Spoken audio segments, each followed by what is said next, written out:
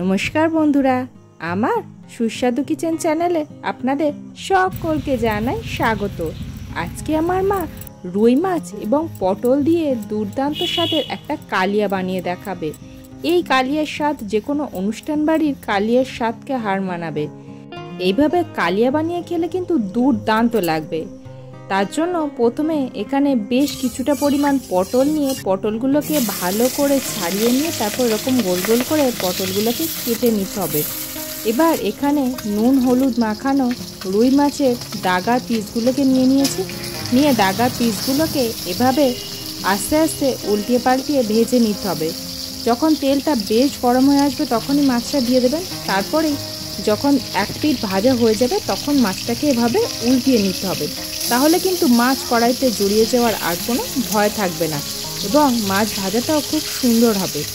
যেহেতু এটা কালিয়ার মাছ ভাজা, তাই মাছ ভাজাটাকে কিন্তু বেশ একটু লাল লাল করে ভেজে নিতে হবে। প্রথমে 4টে মাছ দেওয়া হয়েছিল, মাছগুলোর এক পিঠ ভাজা হয়ে গেলে কিন্তু আবার 2টো মাছ দেওয়া হয়েছে। এইভাবে মাছ ভাজা করলে যেরকম সময়টা সাশ্রয় হবে, তেমনি কম তেলেও কিন্তু মাছগুলোকে ভেজে নেওয়া যাবে।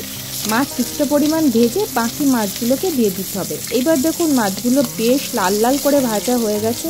এইরকম লাল লাল করে ভাজা হয়ে গেলে তখন মাছগুলোকে তুলে নিতে হবে। এইভাবে মাছগুলোকে আস্তে আস্তে তুলে নিতে হবে।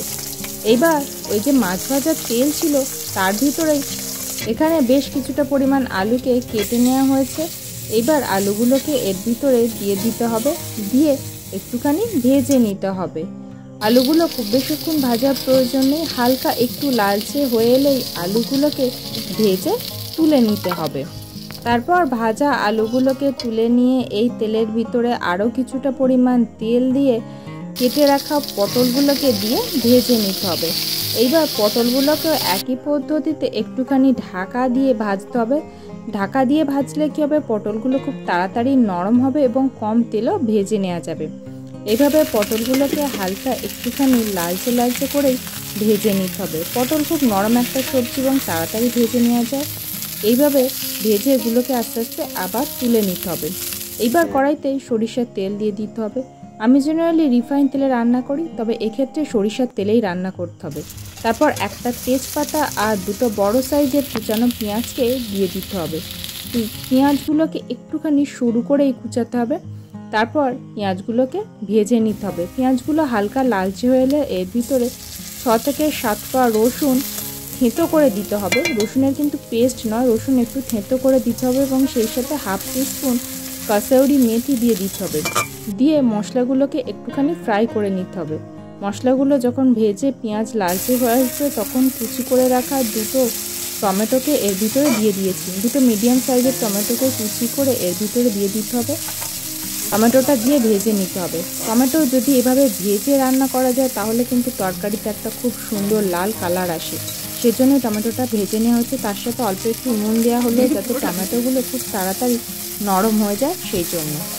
এবার দেখুন টমেটোটা নরম হয়ে এসেছে। এর ভিতরে 1 টিস্পুনের মতন আদা বাটা আছে, সেটাকে দিয়ে দিতে হবে। দিয়ে এর সাথে ভালো করে মিক্স করে নিতে হবে। মশলাটা কিন্তু একটুখানি সময় নিয়েই কষাতে হবে, তাহলেই কিন্তু তরকারির টেস্ট এবং কালার দুটোই সুন্দর আসবে। তারপর আদাটা দিয়ে একটু কষানো হয়ে গেলে এর ভিতরে দিয়ে দিতে হবে শুকনো লঙ্কা বাটা। এখানে শুকনো লঙ্কা বাটা দেওয়া হলো, এটা ঝালের জন্য।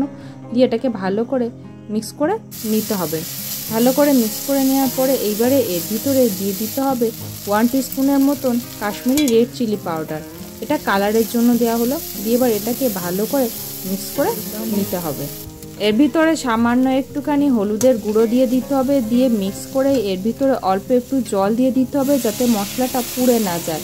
তারপরে জল দিয়ে একটুখানি মশলাটাকে কষিয়ে নিয়ে মশলাটা বেশ এরকম ঘন হয়ে এলে তখন এর ভিতরে ভেজে রাখা পটল এবং আলুগুলোকে দিয়ে দিতে হবে। এবার মশলার সাথে আলু এবং পটলটাকে বেশ কয়েক মিনিট ধরে কষিয়ে নিতে হবে যাতে মশলাটা সমস্ত আলু এবং পটলের ভিতরে আস্তে আস্তে ঢুকে যায় এবং সেই সাথে এর ভিতরে পরিমাণ মতন নুনও দিয়ে দিতে হবে। মশলা কষানোর সময় কিন্তু সামান্য নুন দেওয়া হয়েছিল।